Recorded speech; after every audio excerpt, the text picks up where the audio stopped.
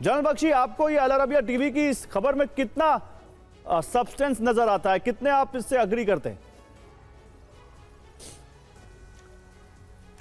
देखिए, अगर तो ईरान फोदरों पे हमले के पहले अपने 408 किलो एनरिच यूरेनियम को निकाल पाया है, दैट मीन्स ईरान का nuclear program is very much on. और अगर न्यूक्लियर प्रोग्राम ऑन है तो इजराइल ज़्यादा देर चुप नहीं बैठेगा। अभी तो डोनाल्ड ट्रंप बहुत ही ज़ोर से कह रहे हैं कि हमने विध्वंस कर दिया, ये कर दिया, वो कर दिया।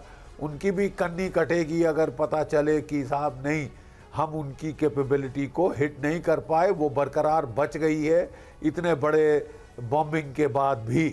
फिर तो डोनाल्ड ट्रंप साहब की भी किरकिरी होती है। इसलिए ईरान थोड़ा तो सोचना पड़ेगा, लेकिन बियॉन्ड द पॉइंट इजराइल जो है वो बिल्कुल उसको गवारा नहीं कि ईरान न्यूक्लियराइज हो जाए, न्यूक्लियर वेपन स्टेट बन जाए। इसलिए जो कुछ वो कर सकता है इसको पीछे धकेलने के लिए वो करेगा।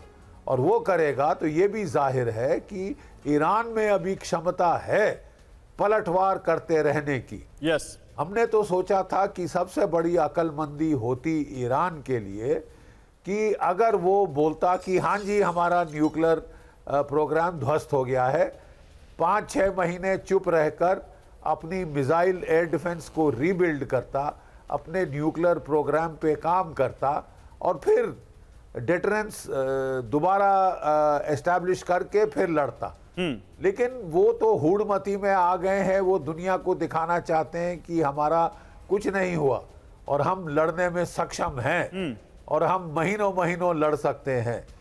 तो ऐसी मानसिकता के साथ तो फिर लड़ाई ज़्यादा देर टाल पाना मुझे तो मुश्किल ही लग रहा है। बड़ी बात कही थी आपने, ये दोबारा चालू मानसिकता के साथ लड़ाई टाल पाना ज्यादा देर मुश्किल ही लगता है। अब देखिए, इसी से जुड़ी एक बड़ी खबर है, ईरान की न्यूक्लियर फैसिलिटी पर फिर हमले का अलर्ट जारी किया गया है। ईरानी परमाणु फैसिलिटी में हलचल से हमले का अलर्ट। इजराइल और अमेरिका कभी भी कर सकते हैं बड़ा हमला। Institute for science and international security के अध्यक्ष ने यह चेतावनी जारी की है, युद्ध किसी भी समय शुरू हो सकता है, ऑलब्राइट ने कहा है। तो आइए, क्या यह युद्ध शुरू हो सकता है? ईरान पर फिर हमला होगा क्योंकि अलर्ट जारी किया गया है। ईरानी न्यूक्लियर फैसिलिटी पर फिर हमले का अलर्ट ईरान इंटरनेशनल के हवाले से जानकारी आ रही है। ईरान के परमाणु प्रोग्राम पर फिर से हमला हो सकता है।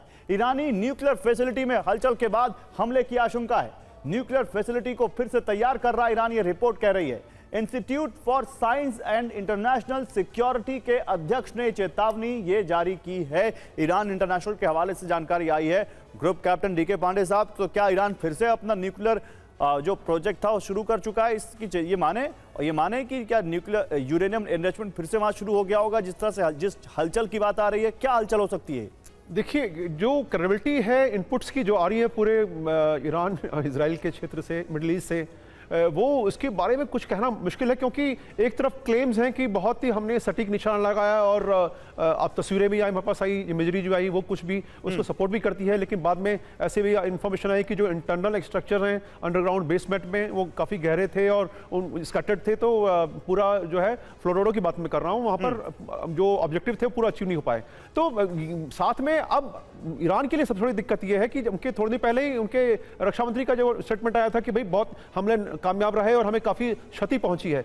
तो दोनों तथ्यों में थोड़ा सा विरोधाभास लगता है। ऐसे में उनके जो लोग हैं, ईरानी लोग हैं, उनको क्या संदेश देना चाहते हैं लोग, वहां के शासक, ये बहुत बड़ा प्रश्न उठता है। तो वो कोई भी शासक, चाहे जिस प्रकार से पाकिस्तान में देखा कि हमने ऑपरेशन सिंदूर में उनको क्या किया, कितने बाजे बजाए गए उनके, उसके बावजूद भी जो है मुनीर का क्या हुआ, वो फील्ड मार्शल बना दिए गए और पूरा उत्सव, विजय उत्सव मनाया गया। तो ऐसे हालात में, क्योंकि सारी देखिए वो विश्व के लिए नहीं, वो अपने लोगों के लिए है। इसी प्रकार ईरान भी जो है कुछ ऐसा ही माहौल वहां पर बना रहा है कि भाई हम सब कुछ है, हम कंट्रोल में हैं, हमें कोई बहुत डैमेज नहीं हुआ। लेकिन उसके पहले मत भूलिए कि इजराइल ने जिस प्रकार से एयर स्ट्राइक की थी, उनके एयर डिफेंस सिस्टम्स को, जो सपोर्टिंग न्यूक्लियर फैसिलिटीज है उनको डिस्ट्रॉय किया, उनके लॉन्च पैड्स को डिस्ट्रॉय किया। तो वो बताता है कि उनकी लड़ने की क्षमता वो नहीं जो आज से लगभग 1 माह पहले थी। तो निश्चित रूप से उनको कम से कम 1 या 1.5 माह वेट करना ही पड़ेगा अपनी तैयारियों के लिए। और 1.5 माह जब मैं बोल रहा हूं तो बहुत। अब देखिए, इसी बीच एक बड़ी खबर आ रही है। अभी हमने ईरान की संसद की तस्वीर दिखाई थी जहां अमेरिका और इजराइल के मुर्दाबाद के नारे लगे थे। अब ईरान के विदेश मंत्री अराक्ची ने चेतावनी दी है। अराक्ची ने इजरायल और अमेरिका को चेतावनी दी है, हमला करने वाले देश अंजाम भुगतेंगे। यानी तेवर शांत नहीं है जनरल बख्शी ईरान के अभी। नहीं, बिल्कुल उनके तेवर शांत नहीं हुए हैं। वो ज़्यादातर अपनी डोमेस्टिक ऑडियंस को अपील कर रहे हैं, उनको रिजीम चेंज का डर है, इसलिए वो लगातार दर्शाने की कोशिश कर रहे हैं कि हमारा कुछ नहीं हुआ। हाँ। अमेरिका और इजराइल मिलकर हमारा कुछ नहीं बिगाड़ पाए। और उनकी जो अपनी आबादी को बता रहे हैं, अपने आवाम को बता रहे हैं कि हमने भीषण पलटवार किए हैं इजराइल पे, तल अवीव पे, यरूशलेम पे, हाइफा पे, और हम तो ये लड़ाई जब चाहे जब तक चाहे जारी रख सकते हैं, महीनों महीनों हम बगैर रुके लड़ सकते हैं। ये थोड़ा शॉर्ट टर्म व्यू है, क्योंकि अक्लमंदी इसमें थी कि अब जब उनके ऊपर इतना ज़्यादा दबाव अमेरिका और इजराइल का मिलकर आ रहा था, सम्मिलित दबाव आ रहा था, उनको थोड़ा स्टैंड डाउन करके नहीं तो क्या आपको लगता बड़े है जनरल आसानी से बख्शी कह इसी में- सकते थे इसी हाँ से- हमारा यूरेनियम बर्बाद हो। जनरल बख्शी, इसी में जुड़ा एक सवाल आपसे पूछता हूं।